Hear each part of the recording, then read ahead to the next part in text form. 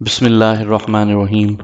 پیش خدمت ہے ناول جلاد کی قسط نمبر 10 اور اس کے مصنف ہیں ایم راحت۔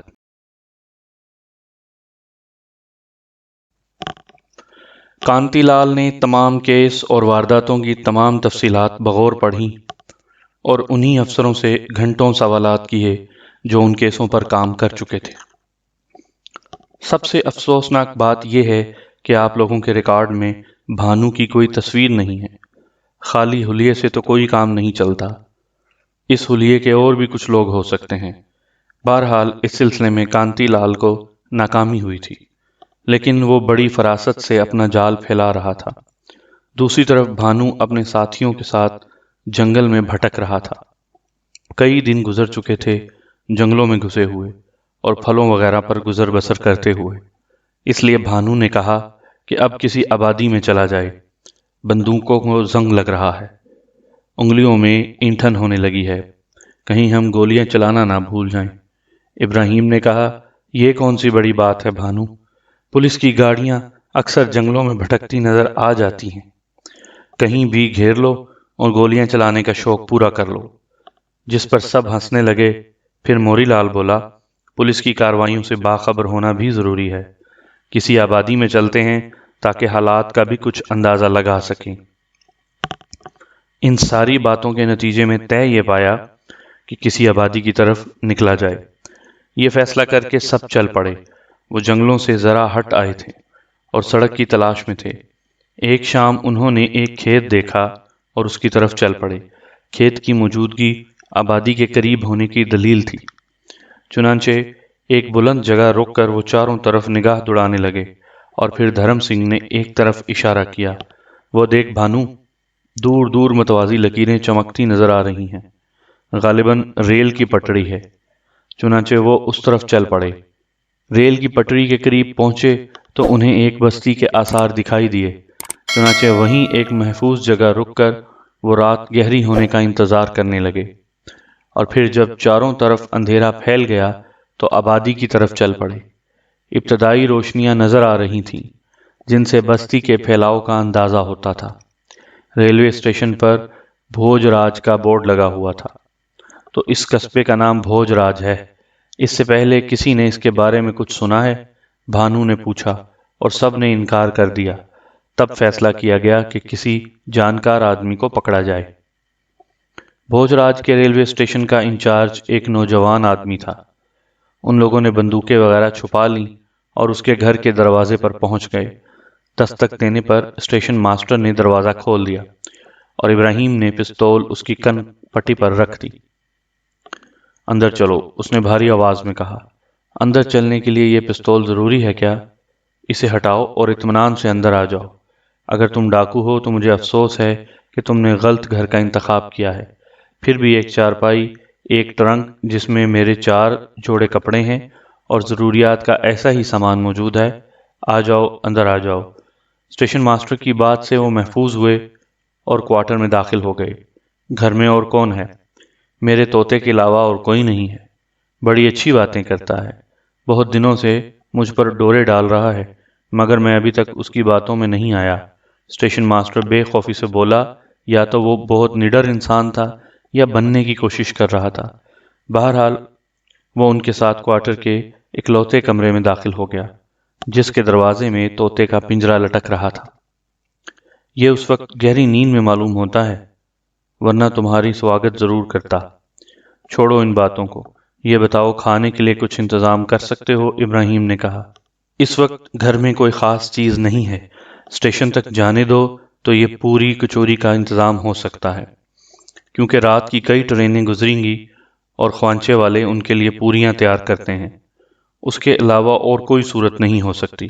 ابراہیم نے پوچھا، میرا نام بانکے لال ہے، صورت سے جانور نظر آتا ہوں، پر وچن دیتا ہوں کہ مہمانوں کے ساتھ دھوکہ نہیں کروں گا، چاہے کھانے کے بعد تو مجھے گولی ہی کیوں نہ مار دینا۔ بیٹھو، وہ پیچھے کنواں ہے، پانی کھینچو، منہ ہاتھ دھو لو، میں کھانے کا انتظام کر کے ابھی آتا ہوں۔ وہ جواب کا انتظار کیے بغیر دروازے کی طرف بڑھ گیا۔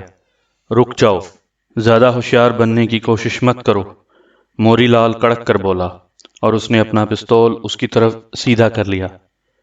لیکن بھانو نے آگے بڑھ کر موری لال کے ہاتھ پر ہاتھ رکھ دیا اور پھر وہ بانکے لال سے معذرت آمیز لہجے میں بولا، معاف کر دینا بانکے لال جی، یہ ذرا جذباتی آدمی ہے، جاؤ اطمینان سے جاؤ، ہمیں بھوک لگ رہی ہے۔ بانکے لال مسکراتی نگاہوں سے ان سب کو دیکھتا ہوا باہر نکل گیا۔ موری لال نے تشویشناک نگاہوں سے بھانو کو دیکھا۔ کھرے آدمی کی پہچان بہت ضروری ہوتی ہے موری لال، اگر وہ پولیس والا بھی ہوتا تو اس وقت ہمیں نقصان نہ پہنچاتا۔ کیوں ابراہیم، تمہارا کیا خیال ہے؟ وہ بہادر اور کھرا ہے، اگر بزدل اور جھوٹا ہوتا تو پستول دیکھ کر ہی اس کی جان نکل جاتی۔ اس چیز سے نہ ڈرنے والے سچے لوگ ہوتے ہیں۔ ابراہیم نے بھانو کی تائید کی اور بھانو مسکرانے لگا۔ سب لوگ بانکے لال کے انتظار میں چارپائیوں پر بیٹھ گئے تھے۔ تھوڑی ہی دیر بعد وہ لدا پھندا واپس آ گیا۔ بھانو پوری کے علاوہ مٹھائی اور پھل بھی لایا تھا۔ اس نے کمرے میں جا کر 2 تھال نکالے اور سارا سامان ان کے سامنے لا کر رکھ دیا۔ میں پانی لا رہا ہوں، تم لوگ بھوجن شروع کرو، اس نے کہا، اور سب کے سب کھانے پر ٹوٹ پڑے۔ بانکے لال پانی وغیرہ لے کر ان کے پاس آ گیا تھا۔ تم بھی کچھ کھاؤ گے بانکے لال جی؟ بھانو نے کہا۔ کھا چکا ہوں، ورنہ ضرور ساتھ دیتا، کوئی چیز کم پڑے تو بتا دو۔ نہیں، بہت ہے، بھانو نے کہا، اور تھوڑی دیر کے بعد وہ کھانے سے فارغ ہو گئے۔ حقہ بھروں؟ موجود ہے، اس نے کہا۔ نہیں، تمہاری مہربانی، اپنے بارے میں بتاؤ بانکے لال، ہم تمہاری کیا مدد کر سکتے ہیں؟ کوئی کام ہو تو بتاؤ۔ دوستو، باہر سے آئے ہو، پستول بھی پاس ہے، اپنے بارے میں تو کچھ بتاؤ، اس نے کہا۔ بھانو چوہان کا نام سنا ہے کبھی؟ ابراہیم بولا اور بانکے لال اچھل پڑا۔ اس کی آنکھیں حیرت سے چمکنے لگیں۔ بھگوان کی سوگند، اگر تم میں سے کوئی بھانو چوہان ہے تو مجھے اس سے مل کر جیون کی بہت بڑی خوشی ملے گی۔ اور میں بھی کیسا اندھا ہوں، یہ بات پوچھ رہا ہوں تم لوگوں سے، میں بتاؤں بھانو کون ہے؟ وہ بولا۔ بتاؤ، دھرم سنگھ نے مسکرا کر کہا، اور بانکے لال غور سے ان کی صورتیں دیکھنے لگا۔ پھر اس نے آگے بڑھ کر بھانو کا ہاتھ پکڑ لیا۔ سب لوگ حیرت زدہ سے انداز میں مسکرا پڑے۔ تمہارا خیال ٹھیک ہے بانکے لال، مگر تم نے کیسے پہچان لیا بھانو مہاراج کو؟ ابراہیم نے مسکراتے ہوئے پوچھا۔ بعض باتیں من میں ہی رہنے دیا کرو بھائی، من سے نکل جانے پر ان کی کوئی قیمت نہیں رہتی۔ بھگوان کی سوگند، بڑی خوشی ہوئی ہے اس وقت، بڑی دھوم ہے بھانو مہاراج کی۔ پر یہ بتاؤ بھانو جی، کانتی لال سے ابھی بھینٹ ہوئی نہیں؟ کون کانتی لال؟ بھانو نے چونک کر پوچھا۔ پولیس افسر کانتی لال، جو ممبئی سے دہلی آیا ہے تمہاری گرفتاری کے لیے، بانکے لال تعجب سے بولا۔ یار، تم تو بڑے کام کے آدمی نکلے بانکے لال، ذرا بتاؤ تو ان کانتی لال کے بارے میں، ہم تو بہت دنوں سے جنگلوں میں سفر کر رہے تھے۔ یہ تو ٹھیک نہیں ہے بھانو مہاراج، آپ کو اپنے دشمنوں سے بے خبر نہیں رہنا چاہیے۔ اسٹیشن پر اب آپ کے نام کا پوسٹر لگا ہوا ہے۔ کانتی لال نے انگریز سرکار سے بات کر کے انعام کی رقم 25,000 کروا دی ہے۔ اور 1 منٹ رکو، میں تمہیں کانتی لال کے بارے میں ساری باتیں بتائے دیتا ہوں۔ وہ اپنی جگہ سے اٹھ کر اندر گیا اور چند لمحوں بعد کئی اخبارات لے کر ان کے سامنے آ گیا۔ ابراہیم نے جلدی سے اخبار اچک لیے اور پھر زور زور سے خبریں سنانے لگا۔ سارے لوگ دلچسپی سے خبریں سن رہے تھے۔ سب نے کانتی لال جی کی تصویریں بھی دیکھی تھیں۔ واہ مہاشے جی، بڑا افسوس ہے ابھی تک آپ سے ملاقات نہیں ہوئی۔ بھانو ہنس پڑا۔ بس یہاں سے سیدھے دہلی چلو بھانو، دل تڑپ رہا ہے کانتی لال جی سے ملنے کے لیے۔ ضرور چلیں گے۔ بھانو کے ہونٹوں کی مسکراہٹ خوفناک ہو گئی۔ وہ چند ساعت خاموش رہا، پھر بانکے لال سے بولا، بانکے لال، میں دوسری کوئی بات کہہ کر تمہاری بڑائی کی توہین نہیں کرنا چاہتا۔ دوستی کا ہاتھ بڑھاؤ اور وچن دو کہ جب تک جیتے رہو گے دوست رہو گے۔ مجھے تم اچھے آدمی معلوم ہوئے ہو، اس لیے میں نے تمہاری طرف دوستی کا ہاتھ بڑھایا ہے۔ بھانو مہاراج، مجھے دوست بنا کر تمہیں کیا ملے گا؟ بانکے لال نے کہا۔ کسی کو دوست بنانے سے کچھ ملتا نہیں ہے بانکے، بس سب سے بڑی چیز دوست کا خلوص ہوتا ہے۔ اگر تمہیں کوئی اعتراض ہے تو کوئی حرج نہیں۔ بھانو نے ہاتھ نیچے گرا لیا، لیکن بانکے نے آگے بڑھ کر اس کا ہاتھ اپنے دونوں ہاتھوں میں تھام لیا۔ اس کی آنکھوں کے گوشے چھلکنے کو تیار تھے۔ بھانو نے اس کا شانہ تھپ تھپاتے ہوئے کہا، بانکے لال جی، اگر کوئی چنتا ہو تو بتاؤ، دوست دوست کے ہی کام آتا ہے۔ بھانو مہاراج، میرے من میں بھی آگ سلگ رہی ہے، ایک ایسی آگ جسے سرد کرنا میرے بس کی بات نہیں ہے، اس لیے کہ میرے بیوی بچے بھی ہیں۔ یہاں سے قریب ہی ایک شہر ہے، خورجہ۔ خورجہ میں میری بیوی اور 2 بچے میرے پتا جی کے ساتھ رہتے ہیں۔ میرا تبادلہ یہاں ہو گیا ہے۔ جگہ چھوٹی ہے اور حالات ایسے ہیں کہ میں ان لوگوں کو ساتھ نہیں رکھ سکتا، اس لیے میں اکیلا رہتا ہوں۔ میری ایک بہن بھی تھی بھانو مہاراج، جس کے ساتھ بہت برا سلوک ہوا۔ خورجہ کا لالا بنواری لال بہت بڑی حیثیت کا مالک ہے، بہت بڑا کاروباری ہے، اور اس کا زیادہ تر کاروبار سود پر ہے۔ ہزاروں لوگوں کو برباد کر دیا ہے اس نے اس سود کے چکر میں۔ قرض دیتا ہے اور پھر سود میں ان کا سب کچھ چھین لیتا ہے۔ میرے ساتھ بھی یہی کچھ ہوا تھا۔ میرے پتا جی پر آفت آئی تھی اور وہ بنواری لال کے پاس پہنچ گئے۔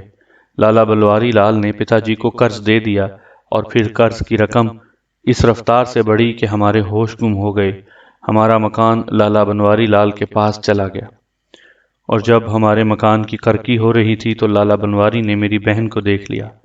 میری بہن اس پاپی کو پسند آ گئی تھی۔ اس نے پتا جی سے بات کی اور کہا کہ اگر میری بہن کی شادی اس سے کر دی جائے تو قرض معاف ہو سکتا ہے۔ ہم لوگ خورجہ کے ایک اچھے خاندان سے تعلق رکھتے ہیں، مگر غریب ہیں۔ لالا بنواری لال نے میری بہن سے شادی کی خواہش کی تھی، حالانکہ دونوں کی عمروں میں بہت بڑا فرق تھا، لیکن پتا جی گھر کی عزت بچانے کے لیے اس بات پر راضی ہو گئے۔ بات میرے کانوں تک پہنچی اور میں نے پتا جی کی سختی سے مخالفت کی، لیکن مخالفت سے کیا بنتا تھا؟ قرضہ تو واپس کرنا ہی تھا۔ چنانچہ پتا جی اور میں اس پریشانی کے بارے میں سوچتے رہے، لیکن میری بہن نے اس سودے کو منظور نہیں کیا۔ اس نے چوڑیاں پیس کر کھا لیں اور رخصت ہو گئی۔ بنواری لال کا قرض جوں کا توں رہا۔ بہن سے ہاتھ دھو بیٹھے، گھر چلا گیا اور خود کوڑی کوڑی کو محتاج ہو کر رہ گئے۔ ہم نے ایک چھوٹا سا گھر لے لیا۔ ظاہر ہے کسی سے کچھ نہیں کہہ سکتے تھے، لیکن اس پاپی ہتھارے کو آج بھی آزادی حاصل ہے۔ وہ آج بھی وہی کاروبار کر رہا ہے۔ اتنا جمع کر لیا ہے سسرے نے کہ حساب بھی نہیں ہے۔ بھانو مہاراج یہاں آئے ہو تو میرا یہ کام بھی کرتے جاؤ۔ اس کمبخت بنواری لال کو کوڑی کوڑی کا محتاج کر دو۔ کم از کم مجھے اتنا سکون تو ملے گا کہ میری بہن کا قاتل بے بسی کی زندگی گزار رہا ہے۔ بھانو مہاراج، بھگوان کی سوگند، میں تمہارا اب بھی بے دام غلام ہوں۔ بھانو نے بانکے لال کے شانے پر ہاتھ رکھا اور مسکراتے ہوئے بولا، بس اتنی سی بات بانکے لال؟ اس بات پر تو میں خود تمہیں بدھائی دیتا ہوں کہ تم نے ایک ایسے آدمی کی نشاندہی کی۔ مجھے تو ایسے ہی لوگوں کی تلاش ہے، کیونکہ ایسے ہی لوگ میرے خالق ہیں۔ انہوں نے ہی بھانو کو تشکیل دیا ہے۔ تم فکر نہ کرو، ہمارا دوسرا ٹھکانہ خورجہ ہی ہوگا۔ اگر یہ بات ہے بھانو مہاراج، تو میرے کان بنواری لال کی تباہی کا حال سننے کے لیے منتظر رہیں گے۔ بانکے لال نے بھانو کے دونوں پیر پکڑ لیے۔ بہت جلد سنو گے، بہت جلد، بھانو نے کہا، اور پھر وہ ابراہیم کی طرف دیکھ کر بولا، سمجھے ابراہیم خورجہ کا بنواری لال؟ ٹھیک ہے بھانو، جب بات ہوئی تو پھر سمجھانا کیسا، ابراہیم نے بے خوفی سے کہا۔ بانکے لال بہت زیادہ خوش نظر آ رہا تھا۔ تب بھانو نے کہا، بانکے لال، ہم یہاں سے خورجہ روانگی کے سلسلے میں کیا طریقہ کار اختیار کریں؟ ریل سے جاؤ گے؟ بانکے لال نے پوچھا۔ کوئی حرج تو نہیں ہے، لیکن کی بات نہیں ہے۔ ابھی ایک مال گاڑی یہاں آنے والی ہے، تھوڑی دیر میں وہ یہاں پہنچے گی۔ میں اس کے ایک الگ ڈبے میں تمہارا بندوبست کر دوں گا۔ تم خاموشی سے اسٹیشن پر اتر جانا اور وہاں پر اطمینان سے اتر کر شہر پہنچ جانا۔ اسٹیشن سے شہر تک پہنچنے میں کوئی دقت تو نہیں ہوگی؟ نہیں، میں بتا رہا ہوں، یہ ڈبہ سب سے پیچھے والے سے دوسرا ہوگا۔ تم لوگ صبح ہونے سے پہلے وہاں پہنچ جاؤ گے، اور اس وقت اسٹیشن پر زیادہ لوگ نہیں ہوتے۔ ڈبے سے اترنے کے بعد سیدھے ہاتھ پر لکڑی کے جنگل لگے ہوئے ہیں، جن میں سے نکلنا مشکل کام نہیں ہوگا۔ بس تو ٹھیک ہے، یہ مناسب رہے گا۔ مال گاڑی کتنی دیر میں آئے گی؟ بھانو نے پوچھا۔ تقریباً آدھے گھنٹے کے بعد۔ آؤ اسٹیشن چلتے ہیں، بانکے لال نے کہا۔ چلو۔ بھانو تیار ہو گیا۔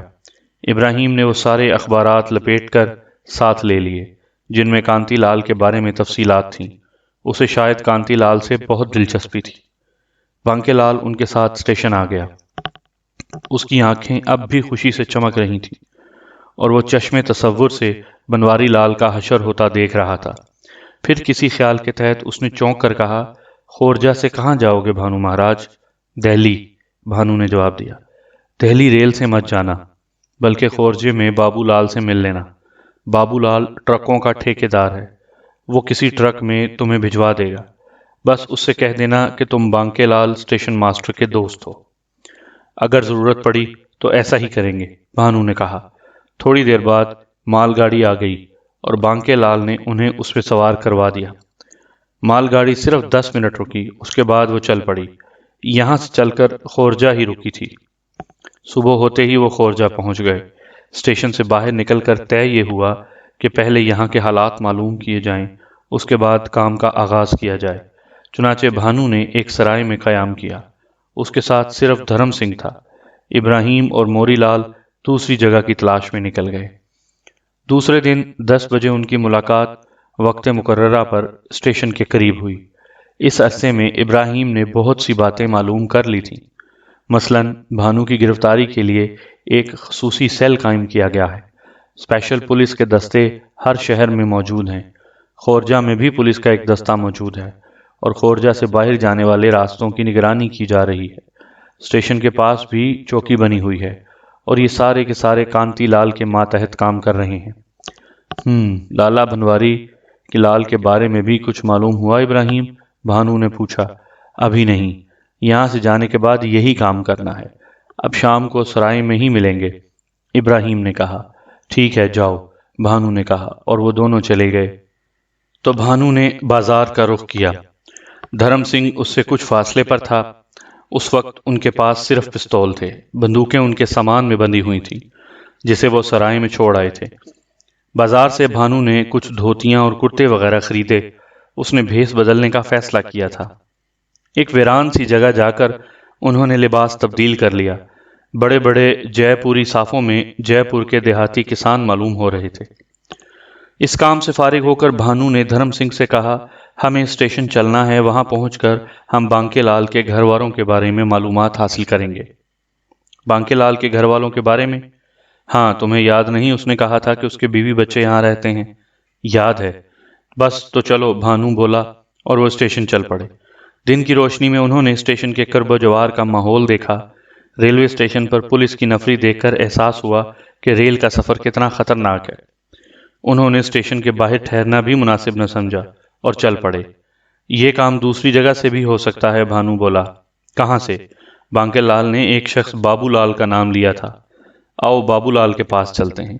تھوڑی دیر کے بعد جے پوری کسانوں کے بھیس میں ٹرکوں کے اڈے پر پہنچ گئے۔ یہاں بابو لال کی تلاش مشکل نہ ہوئی۔ وہ ایک تنومند آدمی تھا، بڑی خوش اخلاقی سے پیش آیا اور بانکے لال کا نام سن کر ان سے گلے ملا۔ وہ اپنا بچپن کا یار ہے، ہم دونوں نے ایک ساتھ ہی اسکول میں قدم رکھا تھا، بابو لال نے بتایا۔ ہمیں تم سے کام ہے بابو لال۔ جان حاضر ہے بانکے لال کے نام پر، بولو کیا ہے؟ پہلے تو بانکے لال کے گھر کا پتہ بتاؤ۔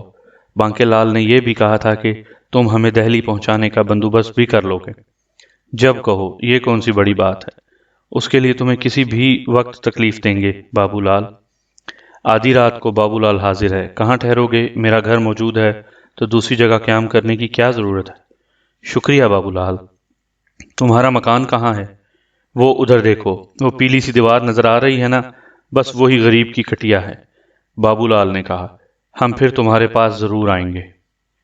میں نے کہا نا، آدھی رات کو بھی کوئی کام ہو تو بابو لال کو آ کر جگا لینا، اس نے کہا۔ پھر خاطر مدارت کے بعد اس نے 15-16 سال کے لڑکے کو ان کے ساتھ کر دیا۔ وہ بانکے لال کے مکان کے سامنے کھڑے تھے۔ پونجی لال کاکا کو بلاؤں؟ اس نے کہا۔ نہیں نہیں، بس ٹھیک ہے، تم جاؤ، ہم خود ان سے مل لیں گے، بھانو بولا، اور لڑکا واپس چلا گیا۔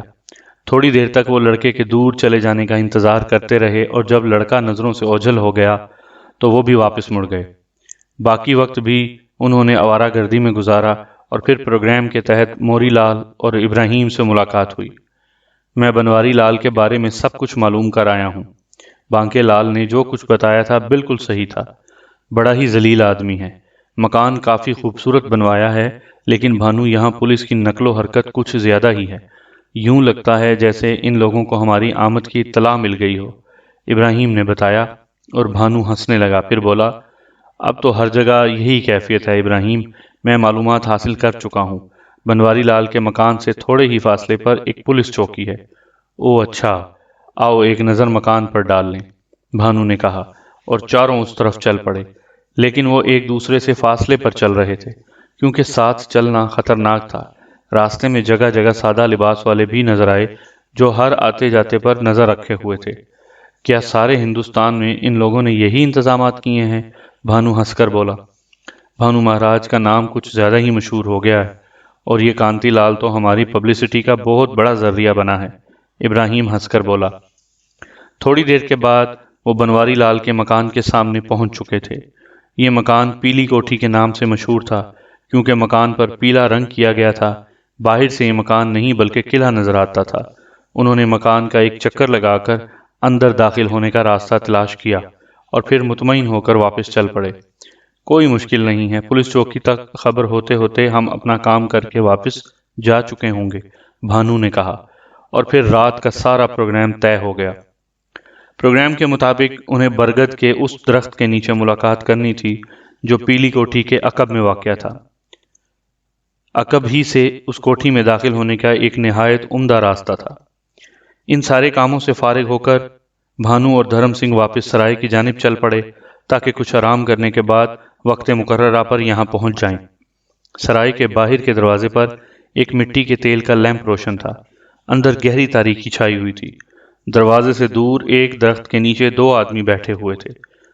جب یہ ان کے قریب پہنچے تو ان میں سے ایک کھڑا ہو گیا اور کہنے لگا، کیا تم مسافر ہو؟ سرائے میں ٹھہرنا چاہتے ہو؟ اس شخص نے پوچھا، اور بھانو کو یاد آ گیا کہ اس وقت وہ دوسرے لباس میں ہیں اور اسی وجہ سے انہیں نہیں پہچانا گیا تھا۔ ہاں، مسافر ہیں، یہاں ٹھہرنا چاہتے ہیں۔ اس وقت یہاں نہیں ٹھہر سکتے، چلے جاؤ، اندر پولیس موجود ہے۔ پولیس؟ بھانو ایک دم چونک گیا۔ ہاں، آج کل ان علاقوں میں ڈاکو بھانو کا نام بہت مشہور ہے۔ ہر اس آدمی کو دیکھا جاتا ہے جو کہیں باہر سے آئے۔ پولیس والے سرائے میں بھی معلومات حاصل کرنے آئے تھے تو پتہ چلا کہ دو آدمی یہاں آ کر ٹھہرے ہیں اور اس سمے کہیں گئے ہوئے ہیں۔ پولیس والوں نے ہمارے مالک سے اجازت لے کر ان لوگوں کے سامان کی تلاشی لی تو ان کے سامان سے بندوقیں اور نکلی۔ سارا سامان جوں کا توں رکھ دیا گیا اور اب پولیس سرائے کے چاروں طرف چھپی ہوئی ہے، ان کا انتظار کر رہی ہے تاکہ انہیں گرفتار کر لیا جائے۔ او اچھا، اسی لیے نئے آدمیوں کو سرائے میں ٹھہرنے کی اجازت نہیں مل رہی۔ ہاں، یہی بات ہے، مگر پولیس ہے کہاں؟ مجھے تو نظر نہیں آ رہی، بھانو نے پوچھا۔ سرائے کے احاطے میں ہے، جیسے ہی کوئی اندر داخل ہوگا پولیس والے اسے جکڑ لیں گے۔ ہمارا مالک ان دونوں آدمیوں کی نشاندہی کے لیے وہاں موجود ہے، سرائے کے نوکر نے سادگی سے جواب دیا۔ اچھا بھائی، ٹھیک ہے، ہم کہیں اور انتظام کر لیتے ہیں، بھانو نے کہا اور پھر واپس پلٹ پڑے۔ دھرم سنگھ کا چہرہ شدت جوش سے سرخ ہو گیا تھا۔ کیا خیال ہے دھرم سنگھ؟ مگر ہماری بندوقیں ان کی تحویل میں چلی جائیں گی، اس وقت تو ہمیں ان کی ضرورت ہے۔ نہیں جائیں گی دھرم سنگھ، آؤ، بھانو نے کہا اور ایک لمبا چکر لگا کر سرائے کے پچھلے حصے کی جانب بڑھ گیا۔ ٹوٹی ہوئی کچھ کچی دیوار کی دوسری طرف چند بھینسیں بندھی ہوئی تھیں۔ بھانو دیوار کود کر اندر داخل ہو گیا۔ دھرم سنگھ بھی اس کمرے کی پشت کی طرف چل پڑا جہاں ان کا سامان موجود تھا۔ دونوں نے پستول نکال کر ہاتھ میں لے لیے تھے۔ یہاں نیم تاریکی تھی۔ بہت فاصلے پر ایک لالٹین ٹنگی ہوئی ٹمٹما رہی تھی۔ بھانو اپنی رہائش گاہ کے دروازے پر جم گیا اور دھرم سنگھ اندر داخل ہو گیا۔ سامان میں بندوقیں اور کارتوس ہی سب سے زیادہ قیمتی تھے، چنانچہ دھرم سنگھ نے بندوقیں اور کارتوس کی پیٹیاں نکال لیں۔ جوں ہی دھرم سنگھ نے باہر قدم رکھا، کسی پولیس والے کی نظر اس پر پڑ گئی اور دوسرے لمحے شور مچ گیا۔ ڈاکو آ گئے، ڈاکو آ گئے، بھانو بندوق میں کارتوس ڈالنے لگا۔ اسی اثنا میں دھرم سنگھ نے پستول سے فائرنگ شروع کر دی۔ باہر سے دوڑتے قدموں کی آوازیں سنائی دے رہی تھیں۔ پھر جو بھی سامنے آیا بھانو نے اس پر فائر کر دیا۔ آنے والا پولیس کا ایک حوالدار تھا۔ اس کی دلدوز چیخ گونجی اور دوڑتے ہوئے قدم رک گئے۔ پھر ادھر سے بھی فائرنگ ہونے لگی۔ بھانو نے اس عمارت میں جم کر لڑنا مناسب نہیں سمجھا اور دھرم سنگھ کو اشارہ کر کے پیچھے ہٹنے لگا۔ جب باہر نکلنے کا راستہ موجود تھا تو پھر عمارت میں لڑنے سے کیا فائدہ؟ اس سے قبل کہ پولیس عقب میں پہنچ جائے باہر نکل جانا ہی بہتر ہوگا۔ وہ دوڑتے ہوئے احاطے میں پہنچے اور وہاں سے ایک بھینس کی پیٹھ پر چڑھ کر دوسری طرف کود گئے۔ پولیس بھی کافی پھرتی دکھائی دے رہی تھی، چنانچہ پولیس والے دوڑتے ہوئے اس طرف آ گئے تھے۔ جو ہی انہوں نے ان دونوں کو دیوار سے کودتے ہوئے دیکھا، فوراً نیچے بیٹھ کر نشانہ لینے لگے، لیکن اس سے قبل ہی بھانو اور دھرم سنگھ نے پستول سے ان کے ٹھکانے لگا دیا۔ وہ نشانہ باندھتے لڑک گئے۔ اب یہاں رکنا خطرناک تھا، چنانچہ وہ سیدھے دوڑنے لگے۔ اس طرف کھیت پھیلے ہوئے تھے، وہ کھیتوں میں گھستے چلے گئے۔ پولیس والے پہلے تو جھجکے، لیکن افسروں کے چلانے پر وہ بھی اسی راہ پر ہو لیے تھے۔ ان کے ہاتھوں میں ٹارچیں تھیں، جن کی روشنیاں کرب و جوار میں ڈالتے ہوئے وہ آگے بڑھ رہے تھے۔ بھانو نے دھرم سنگھ کا شانہ دبایا اور دونوں رک گئے۔ انہیں آگے بڑھ جانے دو، ہلتی ہوئی دو بالیاں دیکھ کر وہ ہماری طرف متوجہ ہو سکتے ہیں۔ دونوں کھڑی فصل میں جگہ بنا کر لیٹ گئے اور پولیس والے ان کے قریب سے گزر کر آگے بڑھ گئے۔ جب سرائے کی طرف سے آنے والے پولیس والوں کا سلسلہ ختم ہو گیا تو وہ جدھر سے آئے تھے ادھر ہی چل پڑے۔ سرائے کے قریب ہی پولیس والوں کی خاصی نفری موجود تھی اور گیس کے ہنڈے روشن کیے جا رہے تھے۔ اس کے بعد شاید بڑے پیمانے پر ان کی تلاش شروع کرنے کا پروگرام تھا۔ بھانو اور دھرم سنگھ پولیس والوں سے کترا کر آگے بڑھ گئے۔ اب ان کا رخ اس برگد کی طرف تھا جہاں چاروں نے ملنے کا پروگرام بنایا تھا۔ گو ابھی بھی بہت وقت پڑا تھا، لیکن سرائے کا ٹھکانہ چھن جانے کے بعد ادھر ادھر بھٹکنا مناسب نہ تھا۔ برگد کے کرب و جوار میں دور دور تک کسی کا وجود نہیں تھا۔ انہوں نے پھیلے ہوئے درخت پر آرام کرنے کا پروگرام بنایا اور درخت پر چڑھ گئے۔ درخت کی شاخوں سے انہوں نے بندوقیں لٹکا دیں اور وہیں دراز ہو گئے۔ وقت مقررہ پر ابراہیم اور موری لال پہنچ گئے اور وہ دونوں درخت سے نیچے اتر آئے۔ بھانو نے ابراہیم کو صورتحال سے آگاہ کیا اور پوچھا کہ وہ دونوں کہاں ٹھہرے ہیں۔